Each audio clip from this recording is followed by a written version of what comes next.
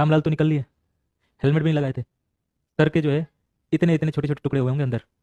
तो आपका ऐसा ना हो इसलिए हेलमेट जरूर लगाइएगा। अब हेलमेट के पीछे सर साइंस क्या है, हेलमेट के अंदर देखोगे तो इस प्रकार से जो है पैडिंग लगी होती है, ये सस्ती वाली पैडिंग है, इससे भी शानदार जो है पैडिंग होती है, और कुशन भी जो है आपके दिए जाते हैं। इससे करता क्या है सर, देखो अगर बाई द वे आप रोड पे गिरते हो तो आपका रोड डायरेक्ट संपर्क में आएगा, यानी तुरंत संपर्क में आया, टाइम कम मिला और फोर्स का इंपैक्ट ज्यादा होगा। क्यों? सेकंड लॉ आपका कहता है कि भाई साहब बल जो है ना समानुपाती होगा संवेग परिवर्तन दर के, यानी rate of change of momentum के। अब यहां पर बल का टाइम के साथ समय के साथ कैसे रिलेशन है, इनवर्सली रिलेशन है, यानी व्युत्क्रमानुपाती है। व्युत्क्रमानुपाती मतलब उल्टा रिलेशन, जैसे आपका आपके पत्नी के साथ संबंध है सेम, तो वही रिलेशन जो है उल्टा रिलेशन होता है। समय बढ़ेगा तो बल जो है कम होगा, समझ गए?